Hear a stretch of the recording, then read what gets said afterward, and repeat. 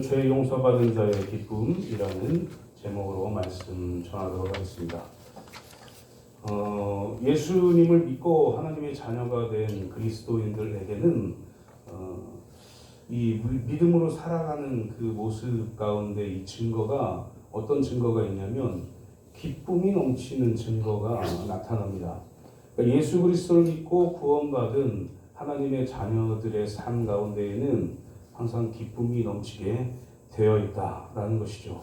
이 기쁨은 세상이 주는 기쁨과는 확연하게 다릅니다. 차원 자체가 다른 기쁨이에요. 행복은 다분히 상황적으로 뭔가를 얻어서 세상적으로 뭔가 물건을 얻거나 내가 원하는 것을 얻었을 때 행복하다 이렇게 느낄 수 있지만 이 기쁨은 그 차원을 뛰어넘는 거예요. 겉으로 즐거운 것과 마음속 깊은 곳에 즐거움을 가지고 있는 것, 기쁨을 가지고 있는 것은 다르다는 얘기죠. 바울 이야기를 해보면 빌립보 감옥에 갇혀 있었던 이 바울과 실라가 감옥에 갇혀 있습니다. 지금 상황이 밤새도록 기도하고 찬송해요. 감옥에 갇혀 있는데 말이죠.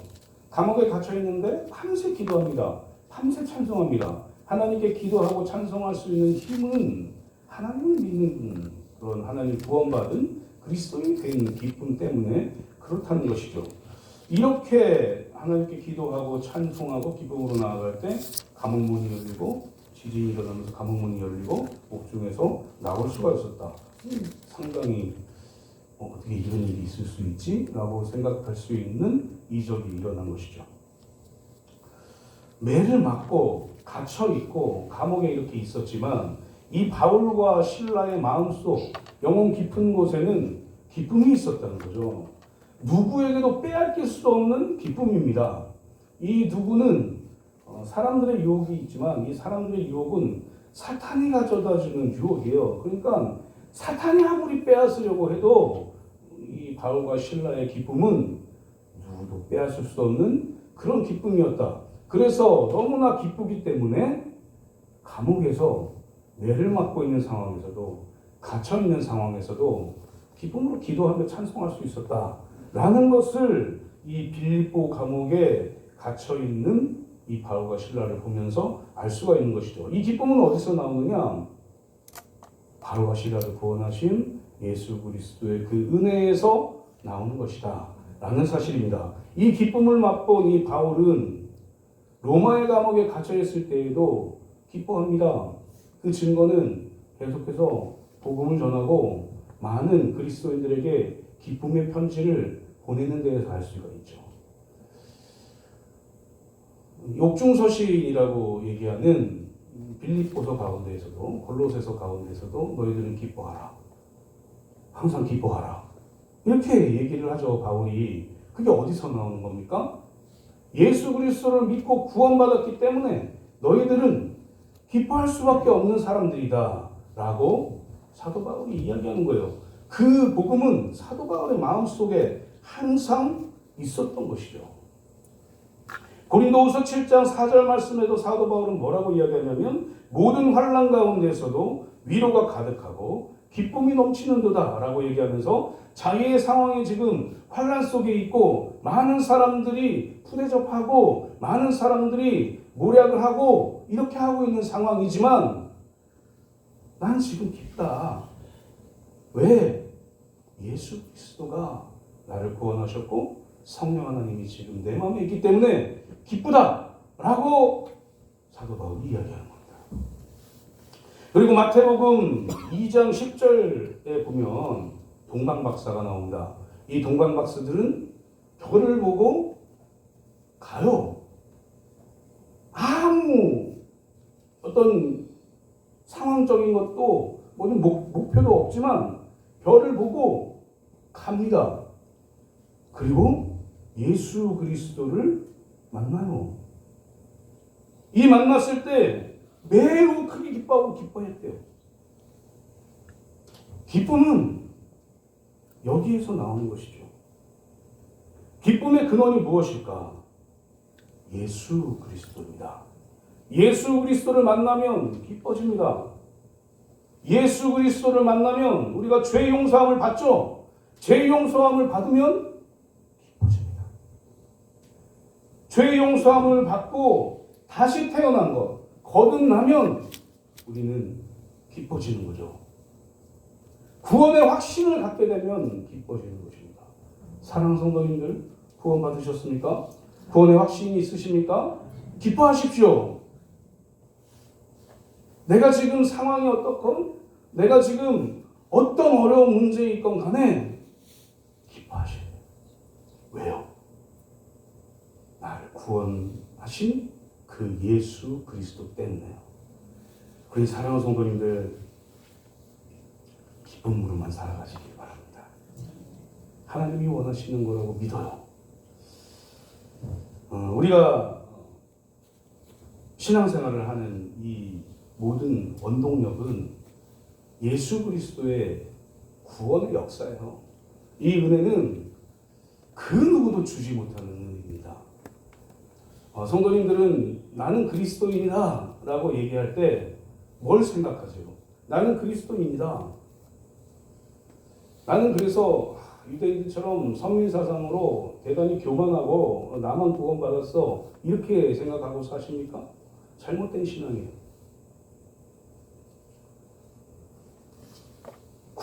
나는 구원받았어 라고 생각할 때는 나는 죽은 자이지만 예수 그리스도의 그 겸손하신 사랑과 은혜로 구원받았다.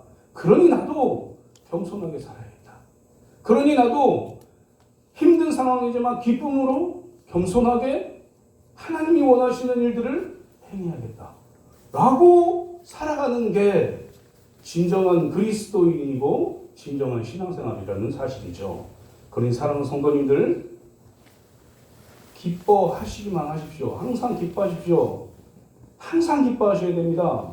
내가 지금 무슨 상황에 있건 간에 기뻐하는 모습 가운데에서 하나님의 놀라우신 은혜가 드러나게 되어 있는 거예요. 이와 같은 신앙생활의 기쁨과 감격을 체험하지 못하고 신앙생활하는 것은 상당히 불행한 거죠, 사실은.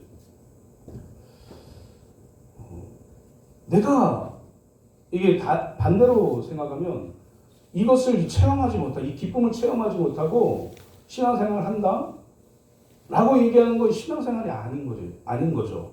제가 말씀드린 것을 논리적으로 거꾸로 따져본다면. 그러니까 신앙생활이라는 것은 기쁨으로 나아갈 수밖에 없다는 겁니다. 왜요? 우리 예수 그리스도께서 나를 구원하셨기 때문에요. 그래서 신앙생활하는 사람들 모두는 기뻐할 수밖에 없고 기뻐해야 된다라는 사실입니다. 사랑하는 성도님들, 제가 볼 때는 우리 모든 성도님들은 다 기뻐하시는 것 같아요. 그래서 저도 기뻐요. 교회에 나오는 게 예수 그리스도를 믿은 그리스도인들이 모여서 함께 하나님을 찬양하고 하나님께 예배하고 하나님 안에서 교제하고 이런 가운데에서 나오는 기쁨. 예수 그리스도를 서로 교제하는 가운데 간증하고 이야기할 때 나오는 그 기쁨. 이런 기쁨들이 있다면 교회에 자꾸 오고 싶은 거예요. 교회에 자꾸 모이고 싶은 거예요. 예배 끝나고 집에 안 가려고 하는 거죠. 기쁘니까요. 있고 싶으니까요. 그게 우리 교회에 보여서 기쁘다. 하나님께 너무 감사할 일이죠. 우리 성도님들이 기뻐하는 것이 하나님이 기뻐하시는 거고 제가 바라는 거예요. 사랑하는 성도님들, 교회에 오실 때 신나서 오시기를 소망합니다. 아, 예수님 만나러 가는구나. 아, 하나님 만나러 가는구나. 아, 우리 사랑하는 성도님들 만나러 가는구나. 라고 나오시기 바라요. 그게 우리 모든 성도님들이 한 분 한 분 다 그런 기쁨 가운데 살아가셔야 됩니다. 왜냐하면 우리 가운데에는 구원받은 기쁨, 예수 그리스도가 우리 마음속에 있기 때문이라는 것이죠. 세상이 주는 기쁨은 과연 무엇일까? 이 세상이 주는 기쁨은 유한합니다. 뭐 한계가 있어요. 기쁜 것 같은데 뒤돌아서면 기쁘지 않아요. 이것을 우리가 다 경험해 봤을 겁니다. 내가 이것을 하면 너무나 기뻐가지고, 예를 들면, 제 예를 들면, 드럼 치는 게 너무 기뻤을 때가 있어요. 너무 기뻐요. 그리고 아예 사람들과 모여서 노는 게 너무 기뻐요. 그런데 기뻐요. 모여서 드럼 칠 때는, 음악할 때는 기쁩니다. 뒤돌아서면 너무 허무한 거예요. 이게 세상이 주는 기쁨이다. 사람들은, 세상을 살아가는 사람들은 영원한 기쁨을 누리지 못합니다. 영원한 기쁨은 예수 그리스도로 밖에 나오지 않기 때문에 그런 것이죠. 아무리 세상에서 기쁨을 찾기 위해서 권력을, 재물을 모아봐도 그 사람들은 영원한 기쁨을 누리지 못하는 거예요. 사람들이 자꾸, 요즘 더 그렇죠. 연예인들이나 많은 사람들이 자꾸 기쁨을 누리기 위해서 마약을 찾고, 술을 찾고, 클럽을 찾고 이래요. 그런데 결국에는 그게 허무함으로 돌아온단 말이죠. 영원하게 기쁠 줄 알았으나 영원한 기쁨이 될 수 없다라는 사실입니다. 마릴린 먼로 아시죠? 이 마릴린 먼로가 LA 빈민가에서 태어난 사람이에요. 고아원 위탁과 정말 전전하면서 살았어요. 그런데 이 마릴린 먼로는 너무 빼어난 미모를 가지고 있어가지고 또 성적으로 또 감정적으로 많은 남자들에게 또 학대받습니다. 16살 때 지미 도허티라는 사람과 결혼을 해요. 그런데 4년 만에 이 결혼 생활이 끝나요.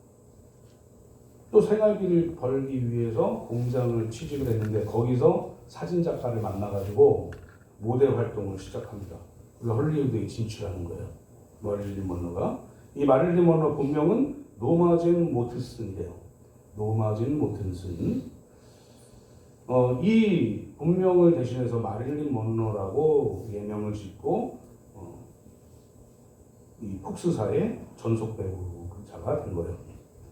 나이아가라, 돌아오지 않는 강, 7년 만에 외출, 뜨거운 것이죠. 이런 여러 가지 영화를 다 찍어요. 그리고 대스타가 되죠. 그런데 이 마릴린 먼로의 사생활이 평탄하지 못했습니다. 결혼을 상당히 많이 해요. 4번 하죠. 야구스타 조 디마지오와 살다가 헤어지고 극작가였던 아서 밀러와 결혼하고 또 실패하고 이런 여러 가지 생활 때문에 심각한 우울증에 걸립니다. 약물로 살아요. 약물을 투여해요. 약물 과다 복용으로 38살에 죽습니다. 뭔가 행복을 추구하려고 했지만, 기쁨을 추구하려고 했지만 그러지 못했어요. 사랑하는 성도님들, 기쁨이란 어디에 있다고 생각하십니까? 부자 되고 공부 잘하고 잘 살고 권력을 가지고 살고 이러면 기쁠 것 같습니까? 가난한 것보다 부자가 되는 것 좀 좋죠. 공부 못하는 것보다 잘하는 것 조금 낫죠. 그런데 그게 영원한 기쁨을 주지 못한다. 영원한 기쁨은 오직 예수 그리스도만이 줄 수 있는 것이다. 그것은 바로 구원이다. 라는 사실을 기억하고 살아가시는 저와 성도님들 되시기를 주님의 이름으로 축복합니다. 오늘 본문 시편 32편이 시작되는 표제어 보면, 성경 보시면 표제어가 있거든요. 표제어 보면 다윗의 마스길이라는 표제어가 나와요. 이 마스길이라는 뜻은 교훈시라는 겁니다.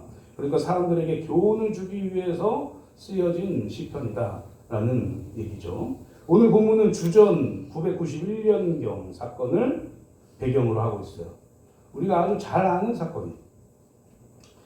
사울왕 때도 그랬지만 이 다윗왕 때에도 블레셋이 항상 이스라엘과 전쟁을 하고 있었던 그런 때였습니다.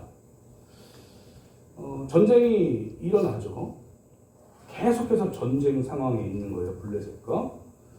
그런데 이 최전방에 이스라엘 백성들이 다 서 있어요. 다 투입되어 있어요. 전시 상황이기 때문에 전쟁하는 곳에 다 투입되어 있습니다. 그런데 다윗이 계속 전쟁에 나갔었거든요. 그런데 이 시간에 전쟁에 나가지 않습니다. 왕궁에 머물러 있어요. 사무엘하 11장 말씀 보면은 이 왕궁에 머물렀을 이때에 우리아의 아내 밧세바를 범하는 사건이 나오죠. 우리아는 전쟁터에 나가 있던 상황이었고 밧세바와의 그런 죄악 가운데 이제 우리아까지 죽이려고 계획을 짜요. 그리고 실제로 우리아를 부릅니다. 그런데 우리아가 밧세바와 같이 지내지 않고 자기 부하들과 같이 지내요. 이 우리아를 부른 이유는 밧세바와 같이 지내면서 자기가 했던 이 죄악을 소멸해 버리기 위해서 그런 계획을 짰던 거죠. 그런데 이 우리아가 내가 어찌 내 부하들을 놔두고 내 가정에 가서 아내와 지낼 수 있습니까? 하고 부하들과 지내요. 이거 우리아 안 되겠다. 이때 봤을 때 이 다윗이 상당히 정신이 나가 있었던 것 같아요. 우리아를 전쟁터의 최전방으로 보냅니다. 거기가 어디냐면 가면 죽는데요. 거기로 보내요. 우리아가 죽어요. 그리고 밧세바를 취하죠. 이때 나단 선지자가 왕이시여, 왕 잘못했습니다. 회개하십시오. 라고 이야기합니다. 예시를 들면서 그 얘기를 했죠. 참된 참모예요, 이런 참모가. 다윗이 즉시로 회개합니다. 시편 51편에 그 이야기가 나오고 회개하는 기도를 드린 내용이 시편 51편이에요. 이 시편 32편은 그 밧세바 사건의 내용인데 다윗이 회개함으로 인해서 하나님이 용서하시는 내용이 이 시편 32편입니다. 다윗 왕은 살인하지 말라, 간음하지 말라, 하나 더하면 내 이웃의 것을 탐하지 말라 하신 물건이지만 이 계명들을 어겨요. 이 계명을 다 범한 후에 회개 과정을 거치면서 인생의 이 뼈를 깎는 것 같은 그런 이 어두운 터널을 지나면서 참회하는 그 참회 시인 거예요. 사실 지금 이 밧세바 사건 이전까지 다윗은 어떤 사람이었습니까? 하나님이 너무너무 기뻐했던 사람이에요. 하나님이 다윗만 보면 이 다윗 대단하다. 다윗과 같이만 나를 섬기면 모든 게 다 잘 될 건데. 다윗이 어떻게 했습니까? 하나님을 섬길 때 다 물어봐요. 다 하나님께 묻습니다. 기도한다는 거죠. 그런데 요 시점에는 그 모든 것을 싹 다 잊은 것 같이 행동해요. 이 한순간으로 인해서 다윗은 완전히 몰락해버리는 거죠. 다윗은 이 일로 인해서 파렴치한 통치자가 됩니다.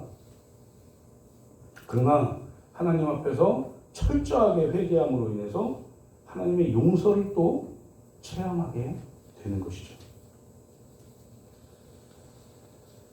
그렇다면 죄를 용서받은 자의 기쁨, 이 다윗이 이 죄를 용서받음으로 인해서 기뻐지게 되는데 죄를 용서받은 자의 기쁨은 무엇일까? 첫 번째로 죄를 용서받은 자의 복입니다. 그러니까 죄를 용서받은 자는 복이 있다는 것이죠. 1절 말씀 보면 허물의 사함을 받고 자신의 죄가 가려진 자는 복이 있도다 라고 말씀하세요. 그래서 이 허물이라는 말은 페샤라는 히브리어인데 하나님의 뜻을 스스로 거역하는 반역행위라는 의미입니다. 그리고 죄라는 단어는 하타라는 단어인데 표적에서 빗나가다라는 뜻이에요. 그러니까 이것이 무슨 의미냐? 하나님이 요구하시고 기대하시는 바를 만족시키지 못하고 그 반대 방향으로 가는 것이 죄의 본질이다라는 의미를 가지고 있는 것이죠. 2절에서는 정죄라는 단어가 나옵니다. 이 정죄라는 것은 히브리어로 아온이라고 말하는데 구부러지고 왜곡되어 하나님의 뜻을 저버리고 떠나 있는 상태를 정죄된 상태다 라고 말하는 것이죠. 그러나 이와 같은 그 어떤 허물과 죄와 정죄받을 일들 가운데에서도 이 내용이 있다고 하더라도 진정으로 그 죄를 회개하고 뉘우치면 하나님께서는 긍휼과 자비로 용서하시고 용서뿐만 아니라 완전히 하나님의 자녀로 다시 삼아주신다. 완벽한 용서를 해주신다라는 사실입니다. 그래서 하나님 앞에서 자유롭게 살아갈 수 있다라는 사실인 거죠. 우리가 길에 가다 보면 혹시 경찰들을 만나면 어떠십니까? 두려우십니까? 경찰들 만나면? 숨으십니까? 경찰 만나면 이렇게 숨으세요? 예전에 이제 군대에 있을 때 헌병 만나면 막 이렇게 숨고 막 그랬거든요. 숨는 이유가 규정대로 하지 않고 다니면 자꾸 숨어요. 붙잡히면 다시 복귀해야 되니까. 뭔가 내가 숨기고 죄를 지으면 경찰 보면 무섭습니다. 그래서 도망가죠. 그런데 거리낄 게 없으면 경찰 보고 뭔가 요구도 하고 같이 잘 지내는 거죠. 이것과 마찬가지로 하나님 앞에서 죄를 짓고 구부러진 상황에 있으면 하나님 앞에서 고개를 들 수 없는 거예요. 그러나 하나님 앞에 이 모든 죄를 고하고 정말 이 구부러진 것을 다시 펴서 하나님께로 그 방향을 돌린다면 하나님께서는 완전히 용서하셔서 하나님 안에서 자유롭게 살아갈 수 있도록 만들어 주신다는 사실입니다. 이 죄를 용서받은 사실이 복되라는 거예요. 복되다는 겁니다. 죄를 용서받은 자의 기쁨은 그래서 이 복이라는 것이죠. 사랑하는 성도님들, 이 다윗은 너무나 창피했을 거예요. 나단 앞에서도 창피하고 이게 소문나가지고 사람들 앞에서도 창피하고 왕으로서 할 수 없는 그런 창피함을 가지고 제 가운데 이 다윗은 살았을 겁니다. 3절, 4절 쭉 나가보면 이 다윗의 심정이 어떤지를 대변하고 있는 그런 말씀들이 있습니다. 그러나 이 다윗은 그런 가운데에서도 온전하게 하나님께 회개했다. 그리고 용서받는 복을 누리게 되었다라는 사실입니다. 사실 인간은 아담과 하와에서부터 이 죄가 시작돼서 죄를 전가받고 사는 사람들이 인간이에요. 사도 바울은 이 같은 사실을 로마서 3장 23절 말씀에서 뭐라고 얘기하냐면 모든 사람이 죄를 범하였음에 하나님의 영광에 이르지 못하더라 이렇게 말하고 있어요. 또 로마서 6장 23절 말씀 보면 죄의 싹은 사망이요 하나님의 은사는 그리스도 우리 주 안에 있는 영생이니라 이렇게 되어 있습니다. 죄의 싹은 사망이다. 그러니까 죄 지면 다 죽어. 이렇게 지금 선포하고 있는 거죠. 그게 하나님의 뜻이에요. 죄를 짓는 사람은 다 죽습니다. 영벌에 처해지게 되는 것이죠. 지옥 가서 다 죽는 거예요. 그런데 이것을 돌려주실 분이 예수 그리스도인데 하나님의 은사는 그리스도 예수 우리 주 안에 있는 영생이에요. 그러니까 예수 그리스도를 믿기만 하면 영생을 받는다. 영벌을 받아야 될 그 죄인들이 예수 그리스도를 믿기만 하면 영생 가운데 나오게 된다. 라는 복을 주시겠다고 약속하시는 겁니다. 여기서 은사라는 말은 선물이에요, 선물. 그러니까 하나님의 선물이 구원이라는 것이죠. 죄의 용서가 없이는 천국도 없고 영생도 없고 자유함도 없고 기쁨도 없고 하나님과의 관계는 무너지고 이렇게 되는 겁니다. 사랑하는 성도님들, 우리는 예수 그리스도를 통해서만 죄의 용서함을 받을 수가 있습니다. 믿으시기를 소망합니다. 왜요? 예수 그리스도께서 은혜로 십자가 지시고 그 은혜로 우리를 구원하셨기 때문에 그래요.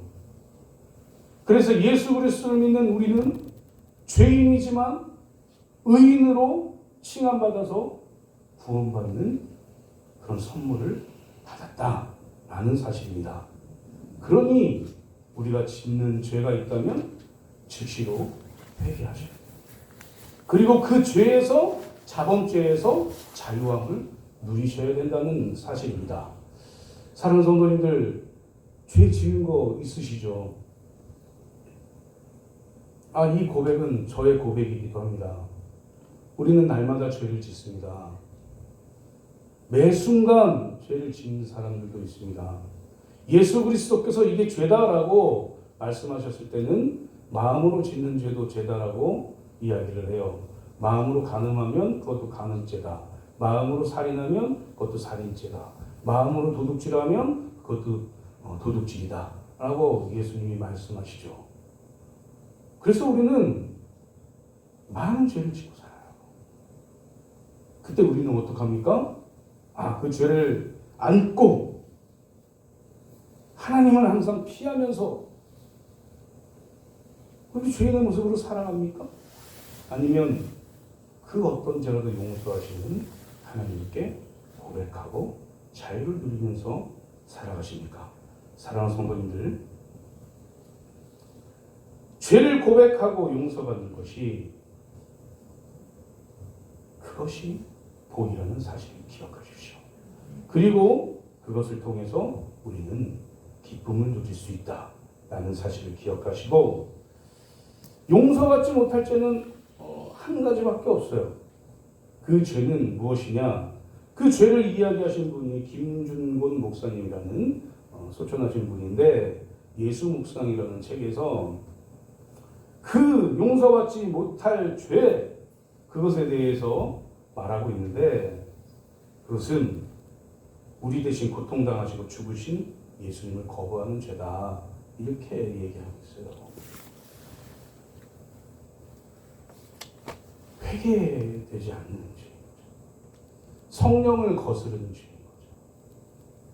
이 죄가 아니고는 우리가 회개할 때 용서받는다 라는 사실을 기억하시고, 회개함으로 인해서 용서받는 기쁨, 그 복을 누리시는 저와 성도님들 되시기를 주님의 이름으로 축복합니다. 두 번째는 죄의 고통과 그 죄를 고백한 후에 받는 은총입니다. 이게 기쁨이라는 거죠. 3절 4절 말씀을 보면, 내가 입을 열지 아니할 때에 종일 신음함으로 내 뼈가 쇠하였도다. 주의 손이 주야로 나를 누르시오니 내 진액이 빠져서 여름 가뭄에 마름같이 되었나이다. 이렇게 되어 있어요.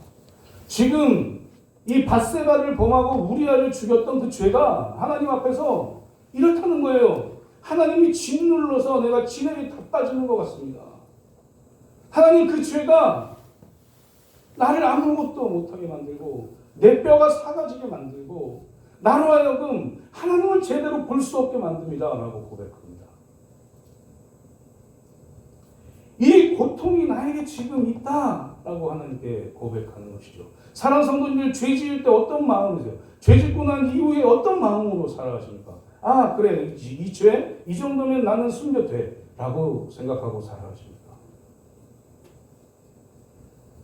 다윗은 자기가 지은 죄에 너무 짓눌려서 이런 고통을 당하고 있대요. 이 고통 가운데 있을 때 다윗은 어떤 마음이었을까? 나를 그렇게 사랑하신 그 하나님이 이제는 멀어진 하나님으로 생각되지 않았겠습니까?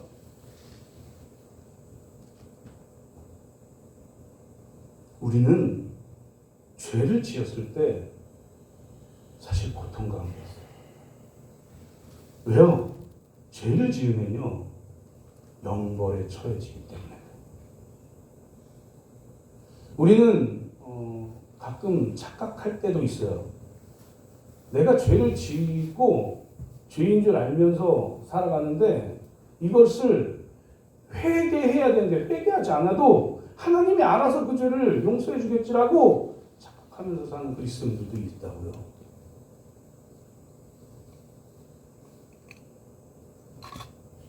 죄의 고백은요, 반드시 필요한 겁니다.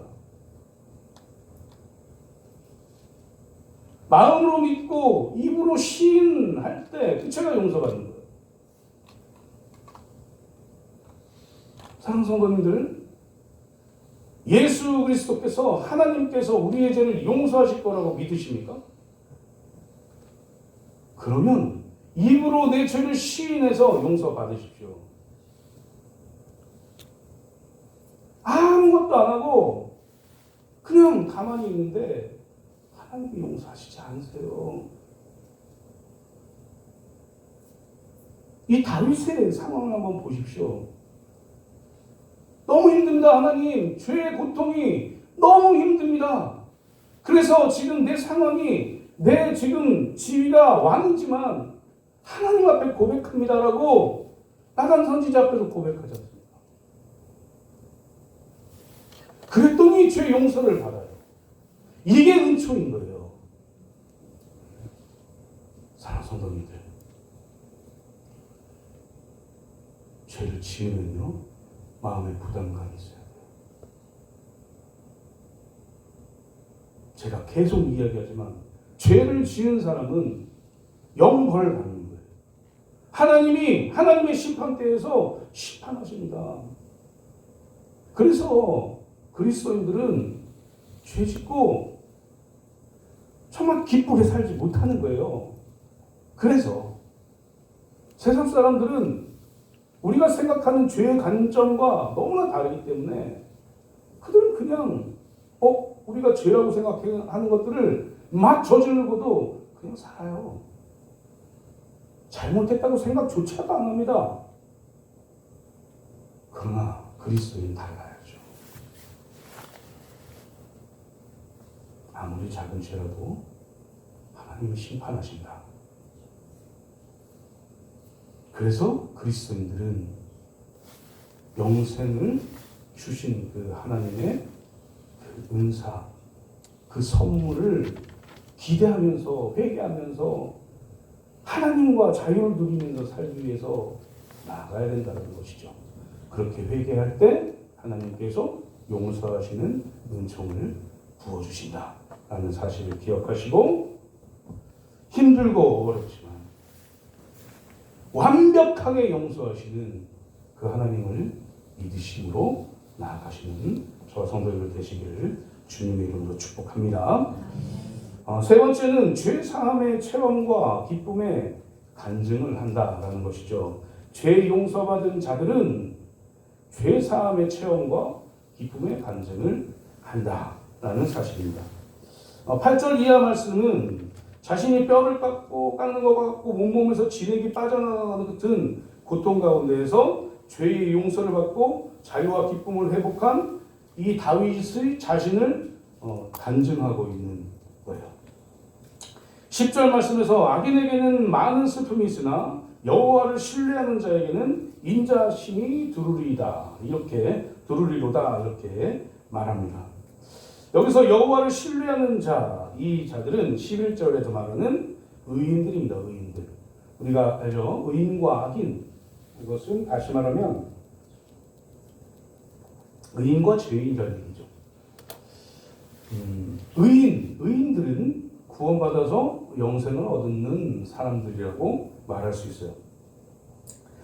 또 그들은 1절과 2절에서 말씀한 복이 있는 자입니다. 그리고 6절에서 말씀하는 모든 경건한 자들, 이들이 바로 의인이라는 얘기죠. 그들은 주님을 은신처를 삼아요. 주님 곁에 나아가죠. 하나님 뒤에 숨게 되죠. 하나님의 보호 아래 숨는 자들. 그래서 환난에서 주님의 보호를 체험하면서 살아가는 자들, 이들을 의인이라고 이야기를 합니다. 그들의 생활에는 이 구원의 기쁨의 감격의 노래가 있어요. 찬양이 있어요. 감사가 있어요. 이 다윗은 정말 용서받을 것 같지 못할 것 같은 그런 죄를 지어서 하나님 앞에서 죄인으로 그렇게 살고 있었지만 그 죄를 다 고백하고 사실 이 죄를 고백했을 때 다윗의 주변 사람들에게 뭔가 용서를 구하고 그렇게 살지 않았겠습니까? 하나님뿐 아니라 사람들에게도 용서를 구하며 살았겠죠. 어쨌든 이런 용서함을 구하고 나서 받은 기쁨, 이 체험, 나 용서받았다 그래서 기쁨이 넘친다 라는 이 체험을 사람들에게 전하고 있는 거예요. 사랑하는 성도님들, 신앙생활이 무엇입니까? 내가 구원받은 그 사실을 사람들과 나누는 거예요. 내가 받은 복들, 기쁨들을 사람들과 나누는 겁니다. 우리가 전하는 복음이 무엇입니까? 복음이 뭐예요? 예수 그리스도를 믿고 구원받았던 사실이 복음 아니겠습니까? 내가 돈 많아서 아니요. 그러면 한정적으로 구원받겠죠. 하나님의 구원은 절대 그런 것이 아니에요. 예수 그리스도를 믿기만 하면 받는 것이 구원입니다. 그리고 선물, 영생을 받게 되는 것이죠. 우리는 그 체험을 전해요. 내가 죽을 죄인이었지만 지금도 죄 짓고 그렇게 살지만 하나님께 그 죄를 고하고 예수 그리스도를 믿고 그 죄를 고하면 우리는 용서받는다. 나는 그래서 그 기쁨 가운데 살아가고 있다라는 체험을 전하셔야 돼요. 그게 바로 복음을 전하는 일입니다. 사랑하는 성도님들, 복음 전하는 거 우리는 전도라고 이야기하죠. 전하는 거 이것이 뭔가 특별한 기술을 가지고 할 거라고 생각하지 마세요. 우리의 삶이 전도로 바뀌는 거예요. 우리의 삶이 예수 그리스도의 삶이 아닌데 전도될 거라고 생각하지 마십시오. 우리의 삶이 복음의 삶이 아닌데 전도될 거라고 생각하지 마세요. 이거 어떻게 해야 되냐? 오늘 목사님 전도 하나도 안 될 것 같은데요? 그렇게 얘기하고 사시겠습니까? 내가 참 그리스도인으로 살아가는 거예요. 내가 하나님의 말씀대로 살아가 보는 거예요. 한 번에 될 수 있다고요? 아니요, 저는 그렇게 생각하지 않습니다. 하나님도 그렇게 우리를 과대평가하지 않으세요. 한 발씩 변화되는 거죠. 그리고 기쁨을 계속해서 누리면서 살아가는 거죠. 그것이 복음이 되는 거예요. 왜 기쁩니까? 사람들이 묻죠. 아니 지금 상황이 이런데 왜 기쁘세요? 예수님이 내 마음에 있으니까. 예수님이 나를 구원하셨으니까 기쁘죠. 라는 간증이 많은 사람들에게 전해져야 된다라는 사실입니다. 이 기쁨의 간증이 구원받은 사람들의 기쁨이다 라는 사실을 기억하시고 오늘도 내일도 매일매일 하나님이 주신 기쁨 가운데 살아가시는 저와 성도님들 되시기를 주님의 이름으로 축복합니다.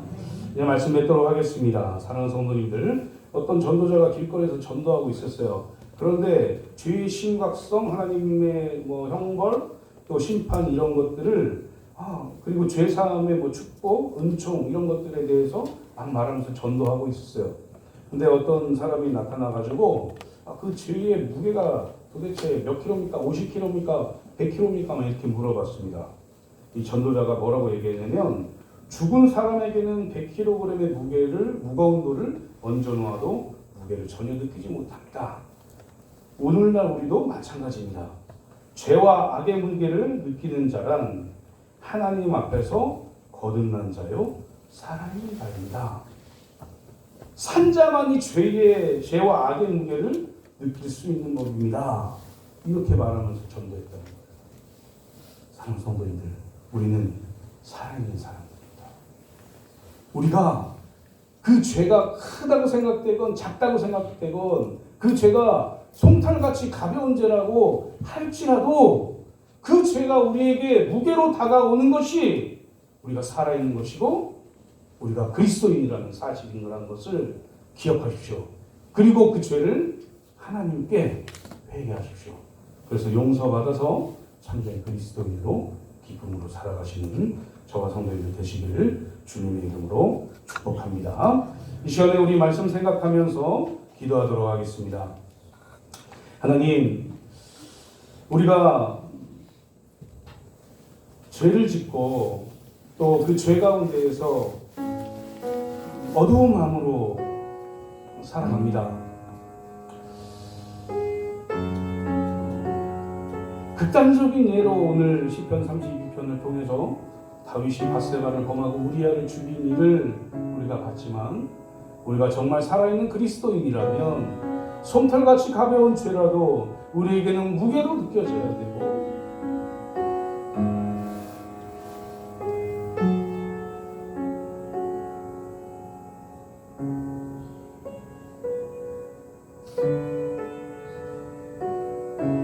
그 무게로 인해서 하나님께 회개하고 하나님 주시는 기쁨을 누리는 삶을 사는 참된 그리스도인이 되게 해달라고 이 시간 주님 한번 부르고 말씀 생각하면서 기도하겠습니다.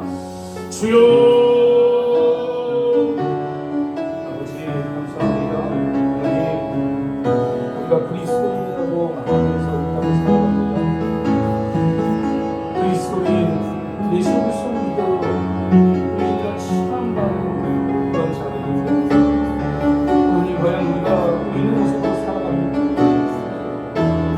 하나님 우리는 얼마나 축복을 살아가지 않습니까? 죄가 죄라고 생각하는 나를 주시옵소서.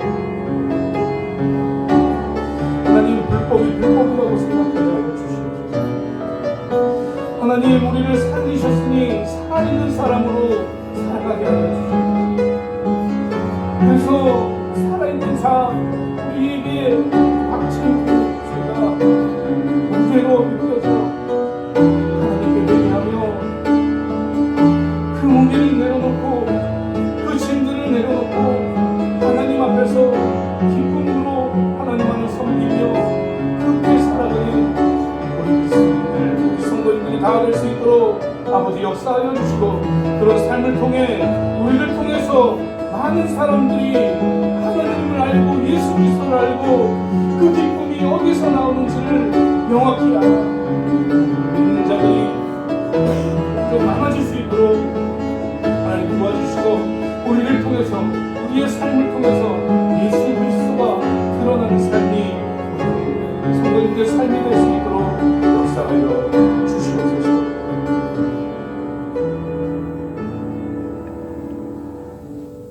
하나님 아버지 우리에게 구원을 선물로 주시고 우리로 하여금 예수 그리스도를 믿어 그리스도인으로 살아갈 수 있도록 역사해 주시며 감사드립니다. 하나님 그러나 우리는 날마다 죄를 짓고 삽니다.